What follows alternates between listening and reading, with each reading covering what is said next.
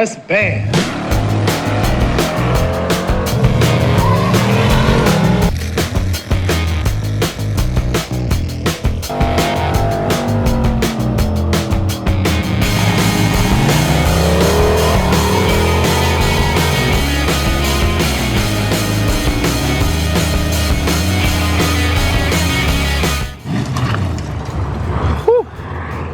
I'm hoping that today we can take the S10 out and do a little bit of testing with it. Might toss the draggy in it, see what kind of numbers we can run with it on the street. Who knows? Might impress us, might not. But I do know that this thing is so much better. Whipped up some quick little straps to hold the mufflers up. Mint. And then you guys are going to love this. I actually fixed the exhaust leak in probably one of the most MacGyver-y ways possible. But it's fixed. Sounds pretty dang good. I didn't film any of it, but I took some pictures, so let me walk you down this little journey that I was on yesterday. So once I pulled the steering shaft out of the way and I can get the header out, I noticed that that tiny little exhaust leak turned out to be a massive exhaust leak. The basically entire half of the back cylinder, and you can see a little bit on some of the other holes, was just completely blowing out. This gasket totally junk. And the reason for that is this cheap Chinese header, the flange on it is twisted and warped all over the place.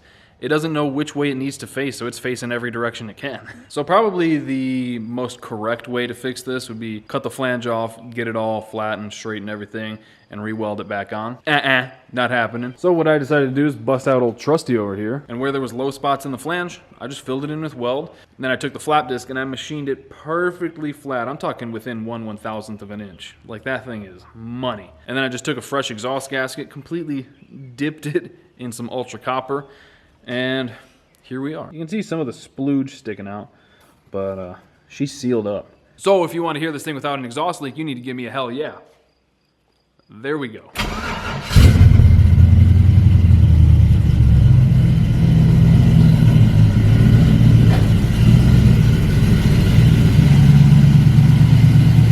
Woo!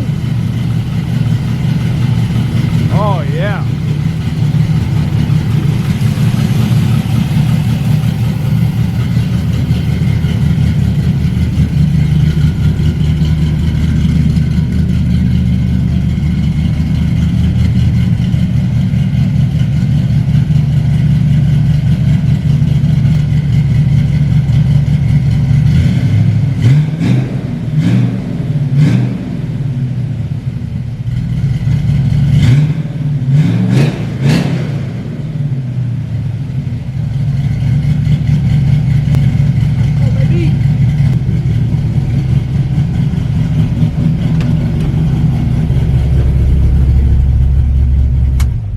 Oh yeah, that dime sounding real tough.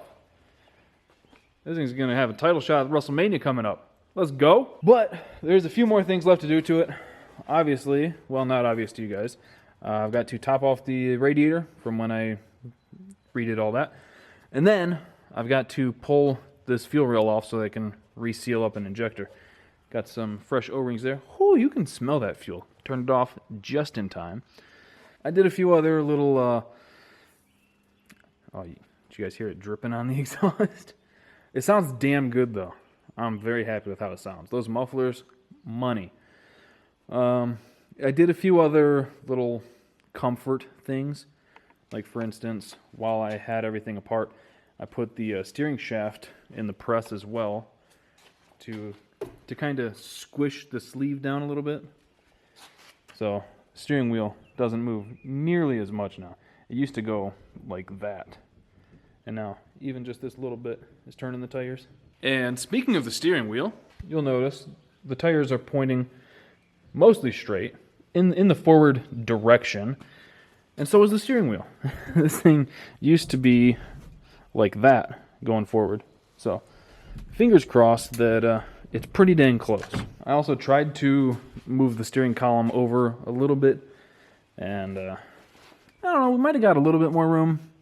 Maybe, maybe not. So, this thing sounds a lot better. It obviously looks a lot better. Lowered, different wheels and tires.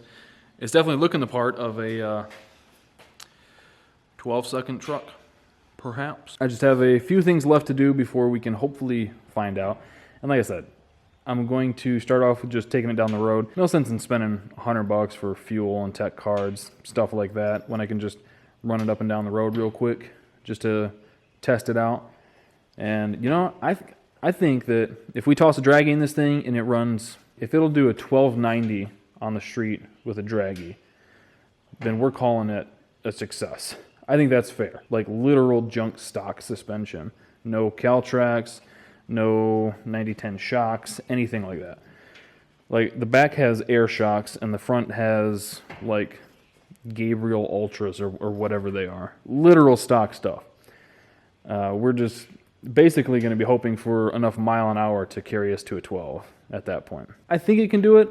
I'm a little worried that it's just going to spin on these old slicks, but I know that I still have to do a lot of tuning to it because the tunes, it's still just like the bass tune that I put in it when I first threw it together.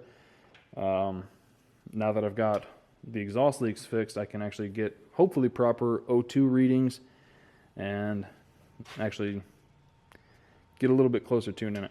I really need to throw an actual like AFR gauge in it to be good about things, but that's probably not going to happen.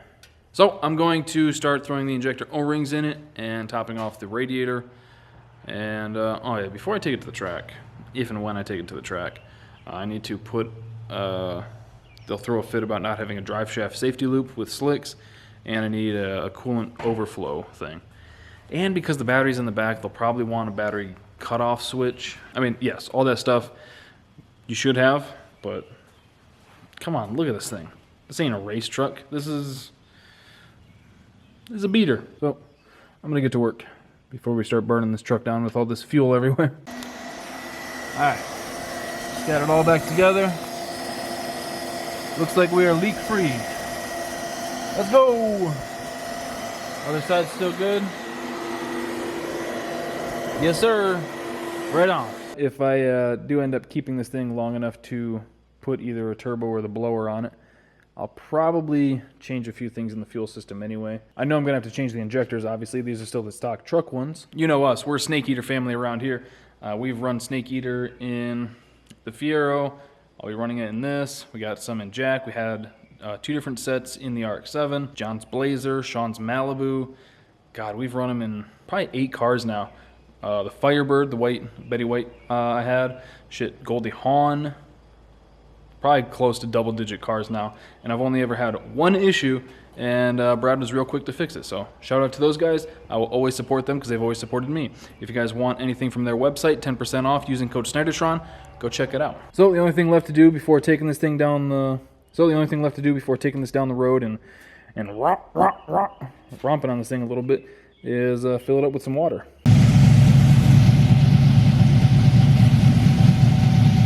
All right, got it warming up.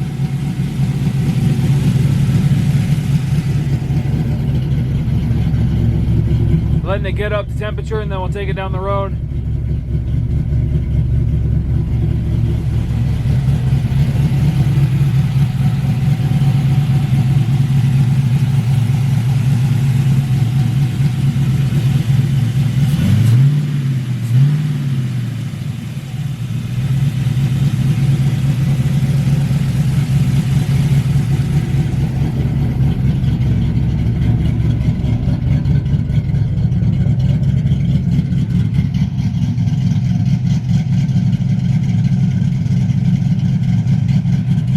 It sounds pretty damn good, man.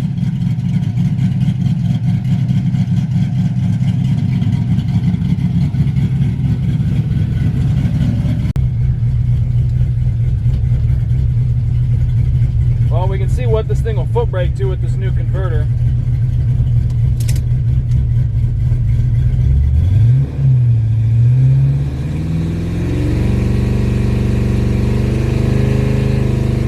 And about 3,000.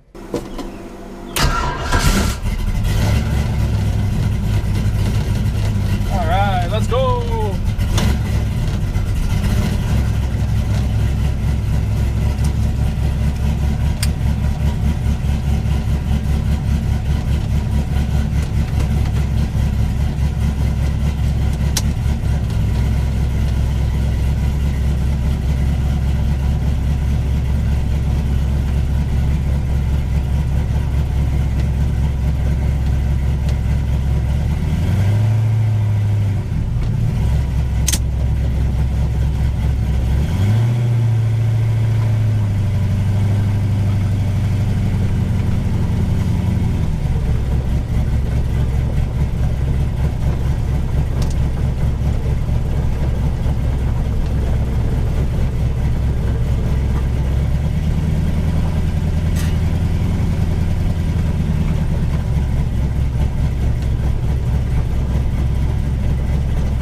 just gonna run it up and down the road real quick, see how it does, how it feels.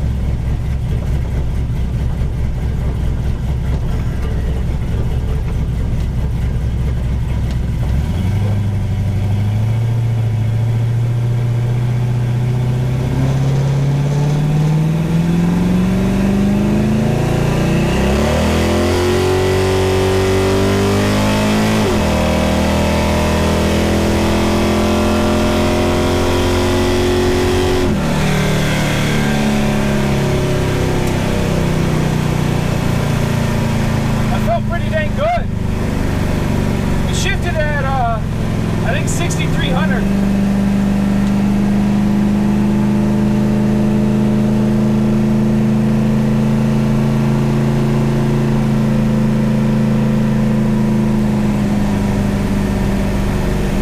Maybe 65 actually.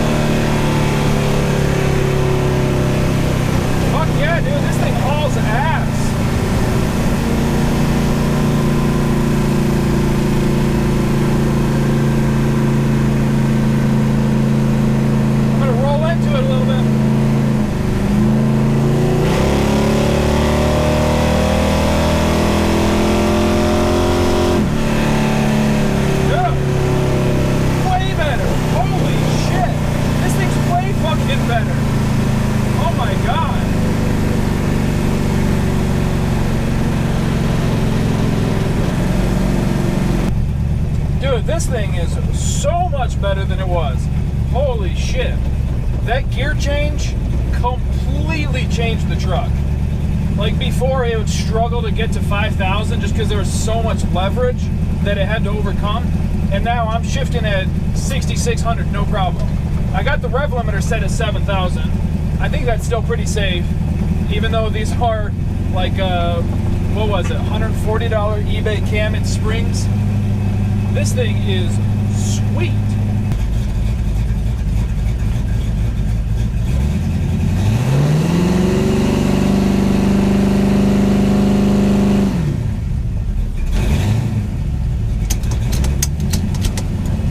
Yeah, it's honestly blowing my mind how different this truck feels, because before it was slow. It was probably like a 15-second truck. Quick for an NA 5.3 truck with a cam.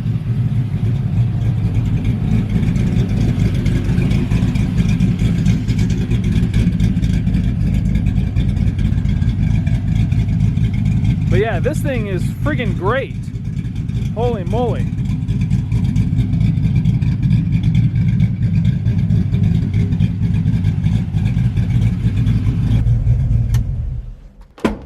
Pop the hood to check things. Yeah, it is blowing my mind how different this truck feels.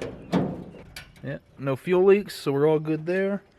No water leaks, so we're good there. This thing has the stock thermostat in it still, so it'll probably hover around 200, like pretty much every stock Silverado you've seen, like 200, 210. Put like a 160 or 180 in this thing and we'll be money, even though I just glued that thermostat housing on.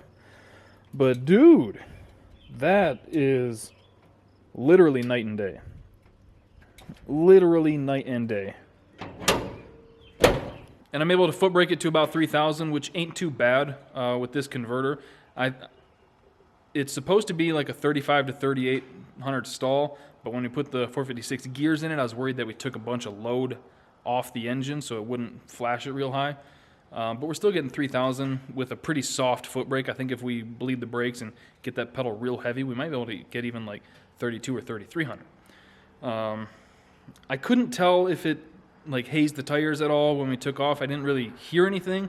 I didn't look in the mirrors to see, but it didn't feel like it really spun or kicked sideways or anything. It felt like it just kind of, it felt like an honest to God like 1.8, 1.9 60 foot, which I know, nothing to brag about, but for what it is, I mean, you got to remember that realistically, the way this truck sits right now, I've got $3,200 into it. That's not too bad. And I've got a pretty good data log that I can look over and look at everything, and I'll check the plugs too to see how those are looking. They've had a couple little idles and revs on them, but nothing too crazy, so I should be able to get a decent idea of what the fuel is like. But it seemed pretty darn good. I know that I've got a few little things to tweak here and there, like letting off the throttle. Sometimes it wants to die out, and little stuff like that. But overall, dude, this thing is so killer. And can you tell I polished up the wheels a little bit? They're looking pretty good. Dude, this thing, it's just a fun truck, dude. It sounds good, it looks good, and it could be yours. It could be yours. Because I've got, oh man, I actually forgot about the Skylark yesterday. Or earlier today. No, yesterday I was talking to my wife about it. And I was telling her, I was like, once I get the S10 all buttoned up, replace the transmission in the Firebird, I want to get started on the 55. And then I was like, oh shit, I completely forgot about the Skylark. I still have to do that first. So, this thing, basically, I've got a few little safety things to do, like fix the seatbelt because the bottom doesn't like ratchet itself tight. I should put a drive shaft loop in it with the slicks so the tracks are happy. I should put a battery kill switch in it because the battery's in the back. US 131 in Martin, Michigan, where we like to go test. They, even for testing tunes, if the battery's not in the stock location and you don't have a kill switch, they're very unhappy about that. So there's a few just little safety things here and there that I should take care of real quick. And then I think that was a real good shakedown to take this thing to the track. Because the butt dyno, I don't know if it's just because this thing's old and janky and rickety, but it felt like $12.99 at like 105, 108, somewhere in there, which is all our goal was with this thing naturally aspirated. We wanted to stay under $3,600, run 12s. The closer to 1260 we can get, the better, but our goal is 12s. So like I said, a few more things left to do on that. Got to replace the transmission in this, or I might rebuild it because that's a lot cheaper. And it's just a $700 R4. I know it's just the 3/4 clutch pack that's burnt up in that. Also, I found a spoiler for this thing. Totally, that rug really ties the whole room together. Those things are hard to find, and I got real lucky on that. There was a dude in Ohio that had one for $200. So I was like, done. I wish it was blue, but the black don't look too bad. And then that thing is pretty much good to just cruise. I was gonna LS swap it, but just fix the transmission, make it a runner, and just enjoy it. And then, I know there's been a bunch of people asking in the comments, where's the Skylark? When are we going to get back to work on this thing? There's your answer. I don't know if I'm going to film much about the transmission with that. It's not really exciting. Maybe. We'll see. Depends on how hard up I am for content at that point. But for the most part, we'll probably be dicking around with this. Maybe dick around with that. And then we'll get to work on this thing. This thing doesn't really need a whole lot. I got to weld up a piece on the core support. Then we can put the front end back on it. I got to put the injectors in it, which again, we're going with some snake eaters. You know us. If you didn't do it yet, 10% off using code Snydertron, a snake eater. Anything you want, your entire order, 10% off. And then we can get to work on our 1955 Chevrolet Bel Air hardtop car. Oh, baby! Oh, it needs so much. It needs so much to be where I want with it, which is kind of part of why I've been thinking maybe I'll just throw the big block in it just get it running and driving so I can actually say I've driven a 55 Chevy. And then we'll do all the other stuff. The problem with that is I really, even though I do it a lot, thinking that I'm outsmarting future me, I really hate doing stuff twice. So I don't want to like get a drive shaft made for this setup so that I can cruise it. And then over the winter, I want to not really back half the car, but kind of back half the car. And it's like that big block came out of the motorhome. We put 049 ovals on it, decent intake, decent carb, decent rockers and stuff on it, but completely stock bottom end, stock cam. It'll probably make 300 horsepower, 400 foot-pounds of torque. That'll be enough to smoke the tires in this thing. Or heads, cam, stock rotating assembly.